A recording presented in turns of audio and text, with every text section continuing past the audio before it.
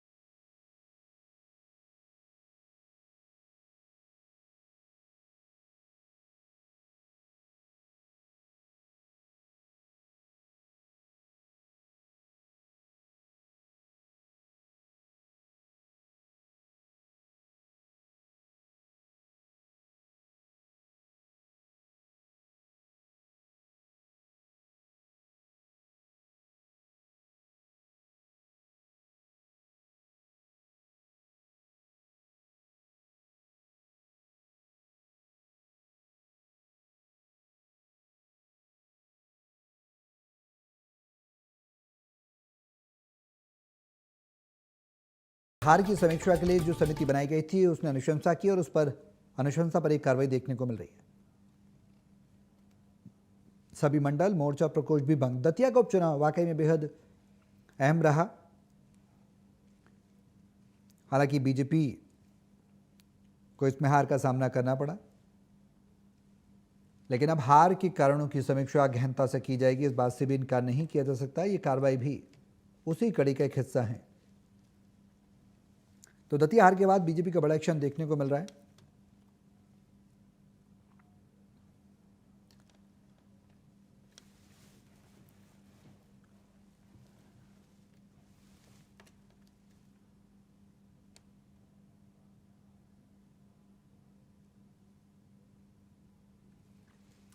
तो बड़ी और अहम जानकारी, जिला पदाधिकारी और जिला कार्य समिति पदमुक्त हुई है। सभी मंडल मोर्चा प्रकोष्ठ भी भंग हुए हैं।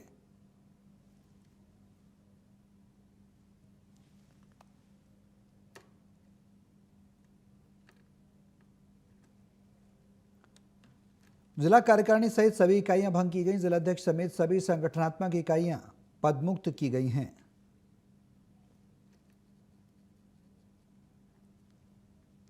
सभी मंडल मोर्चा प्रकोष्ठ भी भंग की। दरअसल दतिया का चुनाव था, वाकई में बेहद दिलचस्प देखने को मिला। जिस तरह से दतिया के जो कद्दावर नेता रहे नरोत्तम मिश्रा, उनको लेकर विवाद की स्थिति देखने को मिली और उसके बाद कहा यह जा रहा था आशुतोष तिवारी पर दांव लगाएगी पार्टी। दांव लगाया भी पार्टी ने, लेकिन हार का सामना करना पड़ा।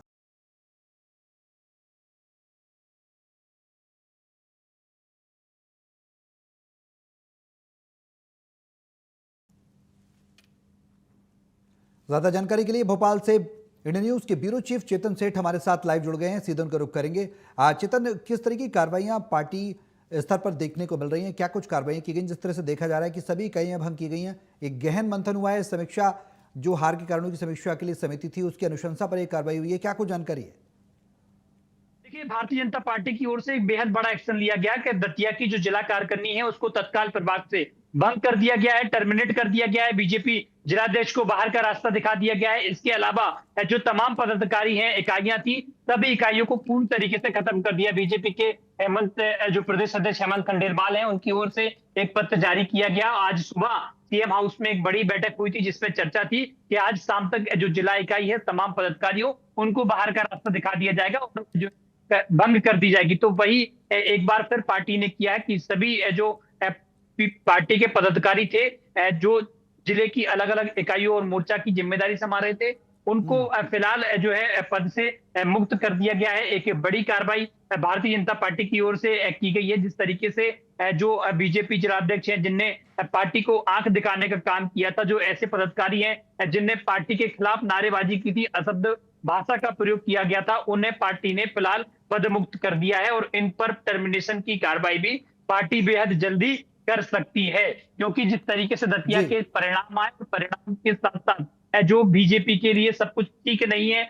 32 पार्षद जो दतिया के हैं, उनने कांग्रेस के लिए काम किया। बड़ौनी के लगभग 8-10 पार्षद हैं जिनने कांग्रेस के लिए काम किया। ऐसे तमाम शिकायतें संगठन के पास पहुंची हैं, कॉल रिकॉर्डिंग संगठन के पास पहुंची है, सोशल मीडिया पोस्ट संगठन के पास पहुंची है और संगठन हर एक कार्यकर्ता की हर एक मूवमेंट पर नजर बनाए हुए था। आशुतोष तिवारी बीजेपी जो कैंडिडेट थे, वो आज सीएम हाउस पहुंचे थे और मुख्यमंत्री डॉक्टर मोहन यादव, बीजेपी प्रदेश अध्यक्ष सहित जो तमाम और पदाधिकारी थे जिन्हें दतिया चुनाव में अपनी एक बड़ी भूमिका निभाई है, उनके सामने शिकायतें की थी और शिकायत के बाद भारतीय जनता पार्टी की ओर से फैसला लिया गया कि अभी फिलहाल के तौर पर जो पूरी कार्यकारिणी थी, तमाम जो अलग अलग मंडल थे, सेक्टर थे, उन सबको कार्यमुक्त कर दिया गया है। यानी कि बीजेपी की ओर से बेहद बड़ा एक्शन लिया गया।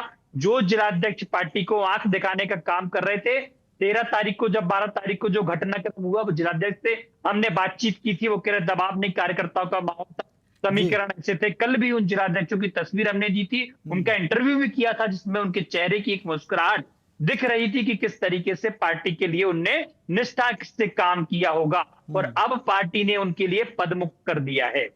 आप ऐसे में चेतन, जो तमाम तौर पर अंदर से भीतर घात पार्टी के अंदर हमने देखने को मिलते रहे, हमने देखा नरोत्तम मिश्रा का जब टिकट काटा गया उसके बाद भी आपसे द्वंद्व उठा, हालांकि नरोत्तम मिश्रा तमाम तौर पर चुनाव में आशुतोष तिवारी के साथ जरूर नजर आए।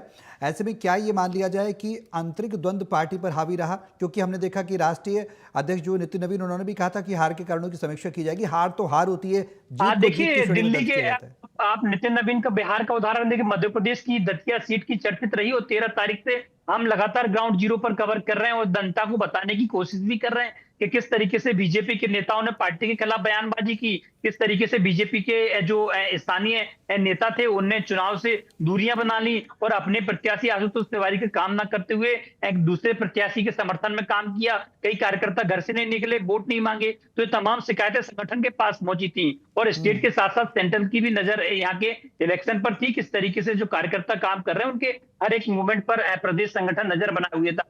आज जब बैठक हुई थी, बैठक के बाद बीजेपी प्रदेश अध्यक्ष हेमंत खंडेलवाल के निर्देश के अनुसार दो सदस्य की कमेटी बनाई गई। उस कमेटी की ओर से रिपोर्ट पेश की गई। तो रिपोर्ट में कई सारे खुलासे हुए। रिपोर्ट में सामने आया कि घर का बेदी ही लंका डालने का काम कर रहा था। तो तमाम ऐसी चीजें संगठन को मिली हैं, जिसके बाद संगठन ने सख्ती के साथ एक्शन लिया है। बिल्कुल। अब चेतन, ये कहना बिल्कुल गलत नहीं होगा कि क्या नरोत्तम मिश्रा एक प्रमुख वजह नहीं रहे इस चुनाव में, उपचुनाव में हार के? क्योंकि हमने देखा बीते दिनों भी, हमने देखा बीते